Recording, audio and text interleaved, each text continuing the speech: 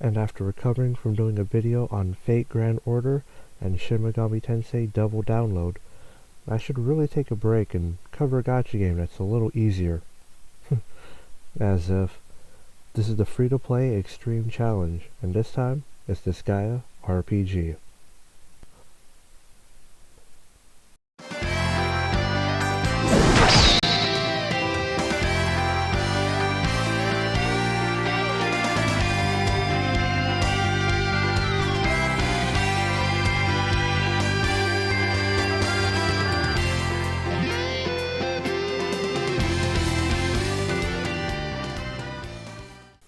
In Disgaea RPG, you are a human, given a task to train the ultimate overlord to best all overlords.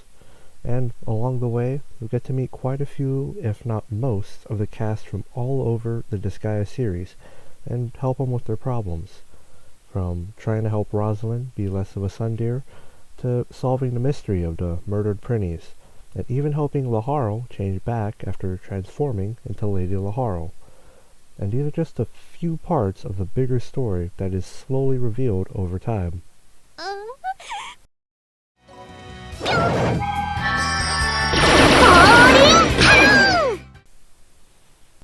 Starting off the game, you are given a list of characters you get to choose from to start your game with.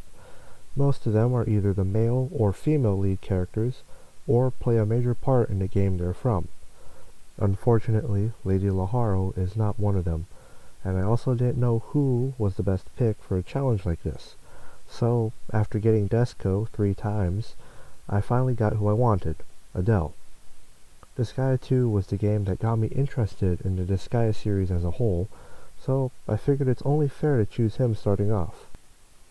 I was then allowed to pick 4 more generic units to make a full team and decided to stick with just a warrior, red mage, priestess, and a prinny.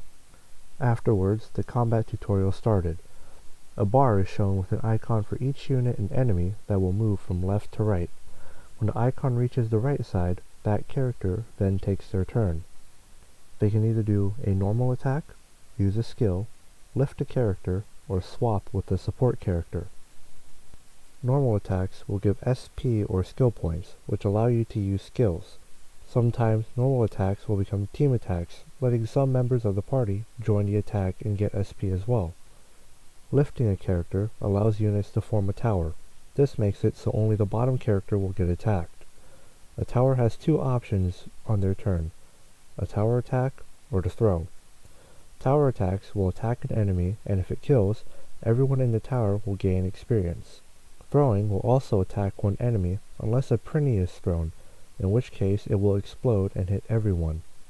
In either case, throwing will take down the tower and the units will return to normal. Swapping into support character is pretty much what it sounds like. Before each battle, you will be able to bring in another player's character as a support. If one of your units is defeated, the support will take his place, or you can swap into them at any time.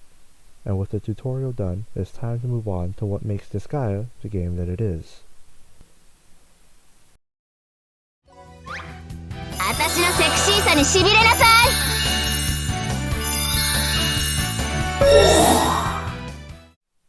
You know those idle games that became all the rage a couple years back? You know, where you click something, you get points, spend those points so when you click you get more points, slowly repeating the process until one click will make you millions of points? Well, Disgaea did it first. Well, actually La Pucelle did it first, then Disgaea came a year later, gained more popularity. Anyways, what makes Disgaea and La Pucelle unique from many other JRPGs is how over the top it is. Where many games don't want you to grind levels or get too overpowered, Disgaea won't tell you no, but instead tells you what the limit is and calls you a coward if you don't reach it. Disgaea RPG, no different. In fact, it rewards the player for doing that. Right off the bat, you get access to Dark Gates, stages that you can clear to gain experience and materials. Once your units have reached their max level, they can be reincarnated using those materials to reach even higher level caps, and eventually get more stronger. Stronger they get, the more stages you can unlock and clear for more experience and materials, meaning any additional units you get later on can quickly catch up, which makes clearing the story much easier. And speaking of units, you may be wondering what units you can hope to get. Well, that's easy. Prinnies and Prism Rangers. I'm not sure if that's a Power Rangers series yet, but I do know you can get every Prism Ranger except the Red Prism. He's Gacha exclusive. Both Prinnies and the Prism Rangers have their uses though. Awakening, or raising a character's star rank, requires the unit you want to awaken and 5 more units of the same rarity. Using multitudes of the Prinnies you will get from drops and missions will make this very easy. And each Prism Ranger gives a unique buff to the party, so it's always good to have them on hand. There are also free units you can get during certain events, like Alouette during the La Pucelle event. In my case, starting this challenge when the event was going on was a blessing. Good stats all around, and access to an AoE skill for damage and healing made her very good for whatever the situation called for. More so when it came to the character gates. See, almost every week a gate will be available for a specific character. The first one I was able to beat was Pure Flown. Now, this was the team I had available at the time. By some miracle, I was able to beat the low-level stages enough time to get Pure Flown, and by no means was it easy. I had to manually battle each stage since I didn't trust the auto-battle system. How character gates work is that there are 2 stages available. Both are not easy, especially for anyone starting out.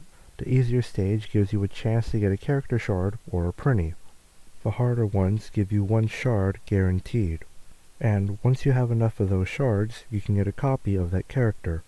Simple enough in theory, but so much tougher when you have low-level units like I did at the time. Thankfully, over the next few days, I was able to get better levels and equipments for everyone in the team, and could clear the next few gates with much more ease. And just like with many other gacha games, there are benefits to having multiple copies of the same unit.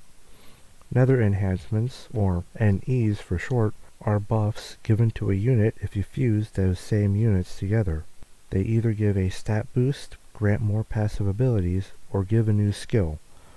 And it wouldn't be right to talk about this game without breaking up a staple in the Disgaea series. That's right, the item world. Similar to how it works in the main games, you can enter the equipment and clear waves to make it stronger, and also acquire innocents, monsters that reside within the equipment that can give a stat boost. Yeah, this feels way too much like a Disgaea game, especially with how much you can do all while trying to finish the story.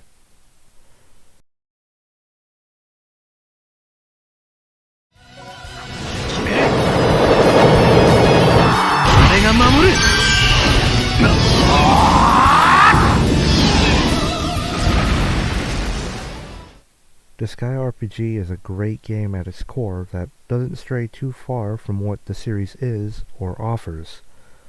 Not to mention, if you've never played a Disgaea game before, this isn't a bad introduction to the series. It not only shows off most of the characters from the games, but there's also a section that you can play that'll give you a rundown of most of the games except for 2 and 3 for some reason. So if there are any characters you like, you can figure out which game they're from, and maybe pick up that game. But should you attempt this challenge and not summon in Disgaea RPG? No. The Disgaea series offers so many characters that appear in this game that it would be a shame to not try to summon for the characters that you like or want to try to get, especially with how everyone and their mothers believes the global version of this game may be on its last legs. And I won't lie, no communication for so long does leave many with questions. On that note, if you do happen to see this video and have made it this far, for starters, thank you, that means a lot. But also, if Disgaea RPG is still available when you do see this, try the game out.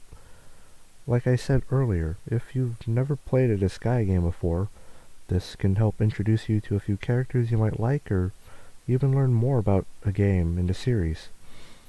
It never hurts to try out a game, even if it will go away.